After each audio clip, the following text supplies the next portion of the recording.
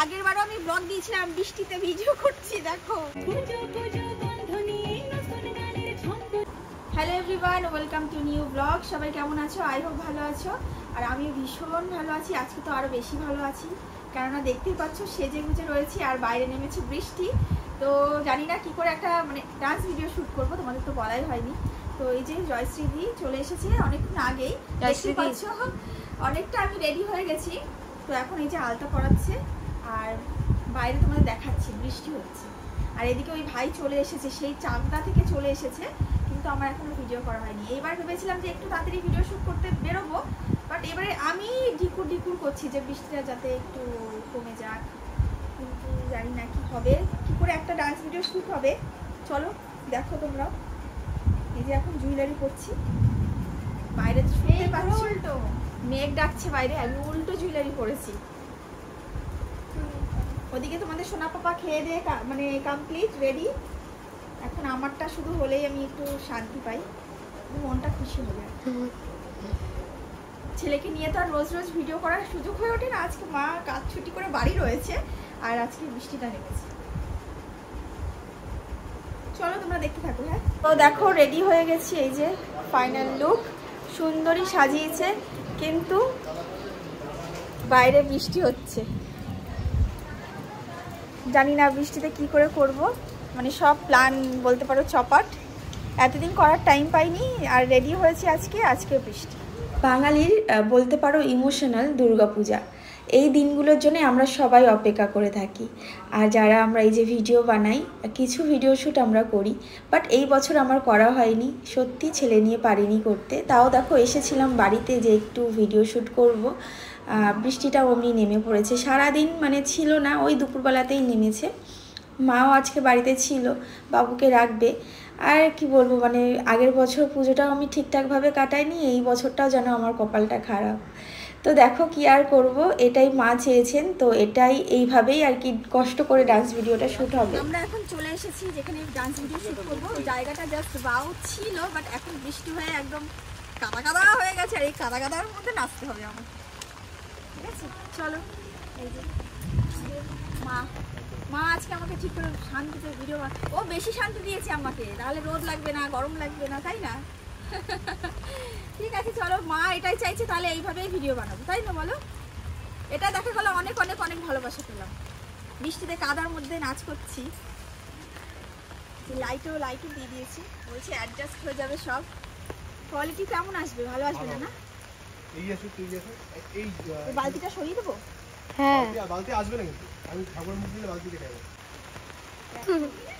আগের বারও আমি ব্লগ দিয়েছিলাম, বৃষ্টিতে ভিডিও করছি দেখো, কাদার মধ্যে নাচ করছি। এটাও সেম, কষ্ট করলেই কেষ্ট পাবা।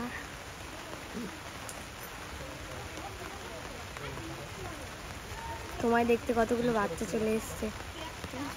ভেবেছিলাম বেশ কয়েকটা জায়গায় গিয়ে ডান্স ভিডিওটা সুন্দর করে শ্যুট করব। আর আজকে ডান্স ভিডিওটায় সত্যি বলতে কোনো রকম ডান্স আমার তোলা নেই, এটা হটনটি প্ল্যানিং হয়েছে। তাও ভেবেছিলাম যে একটু ক্লাসিক্যালের মধ্যে কিছু করব, বাট সেটা করতে পারলাম না, কেননা যা কাদা ছিল এই কাদার মধ্যে আর ক্লাসিক্যাল ডান্স করা সম্ভব নয়। যেটুকু পেরেছি একটু নাচার চেষ্টা করেছি, অবশ্যই তোমাদের সাথে শেয়ার করব, তোমরা দেখো কেমন হয়েছে, জানি ভালো হয়নি, তাও চেষ্টা আর কি, এর মধ্যেও কিছু করা।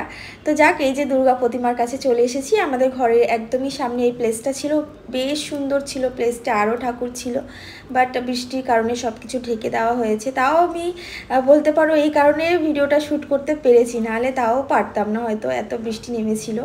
আর এদিকে দেখো এই যে ভাই দুজন, সত্যি অনেকটাই কষ্ট করে আজকে ডান্স ভিডিওটা শ্যুট করা হয়েছে। ওরা অনেক দূরে থাকে, নাহলে আমি ক্যান্সেলই করে দিতাম, বাট কিছু করার নেই, করতেই হবে, ওই কারণেই করলাম। মনটা খুব খারাপ হয়ে গেছিলো যে এইভাবে করলাম ভিডিওটা, এত সুন্দর একটা এত সুন্দর করে জয়শ্রীদি সাজিয়ে দিয়েছে।